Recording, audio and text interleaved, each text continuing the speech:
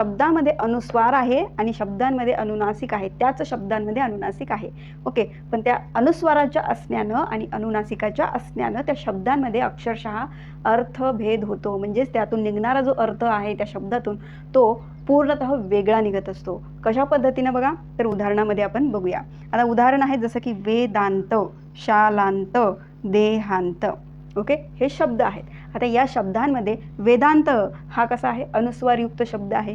तर वेदांत याचा जो अर्थ झाला काय झाला, वेदांत म्हणजे वेदाच्या आत, म्हणजेच वेदामध्ये, वेदांमध्ये किंवा वेदाच्या मध्ये. ओके, आता वेदांमध्ये काय केलं आपण, इथे आदरयुक्त अनुस्वार पण दिलेला आहे. वेदांमध्ये म्हणलं अनुस्वार दिला आहे आणि ते आदरयुक्त बहुवचनी आहे. ओके, पण हाच शब्द आहे त्याच्यामध्ये आपण काय केलं, अनुनासिकयुक्त हा शब्द लिहिला, अनुस्वाराच्या ठिकाणी अनुनासिक लिहिलं.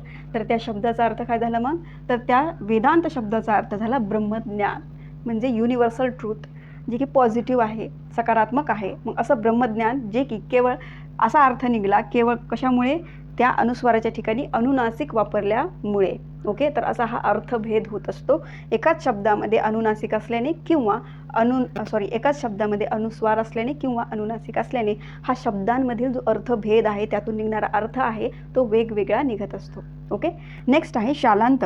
आता या शालांत शब्दामध्ये अनुस्वार आहे आणि त्याच्यातून जो निघणारा अर्थ आहे की शाळांमध्ये किंवा शाळांच्या आत. ओके, पण त्याच शालांत शब्दामध्ये काय होत आहे, आपण अनुनासिक वापरलं, अनुस्वाराच्या ठिकाणी अनुनासिक वापरलं.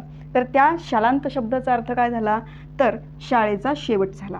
ओके, म्हणजे शालांत म्हणजे काय, शाळेचा शेवट, शाळेचा अंत. ओके, तर अशा पद्धतीनं एक अनुस्वार आणि एक अनुनासिक एका शब्दामध्ये आहेत, पण त्याचे अर्थ कसे आहेत, वेगवेगळे आहेत. ओके, नेक्स्ट आहे तिसरा शब्द देहांत. आता देहांतमध्ये काय होत आहे, देहाच्या आत, म्हणजेच काय, देहांमध्ये.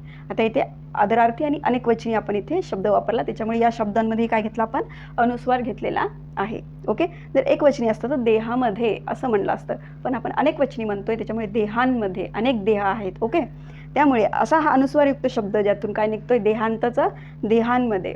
ओके, पण त्याच शब्दामध्ये काय केलं, अनुनासिक टाकलं, अनुस्वाराच्या ठिकाणी अनुनासिक टाकलं, देहांत.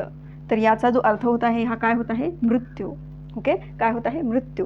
म्हणजे जसं की आपण म्हणतो की देहांत प्रायश्चित, ज्ञानेश्वरांच्या आईवडिलांनी काय घेतलं होतं, देहांत प्रायश्चित घेतलं होतं, म्हणजेच मृत्यू घेतला होता. आपल्या देहाला जो मृत्यू दिला आहे तो एकाच शब्दामध्ये अनुस्वार असेल आणि जर त्याच शब्दांमध्ये अनुनासिक असेल तर त्यातून कसे अर्थभेद होतात हे नियम आपल्याला हा सांगत असतो.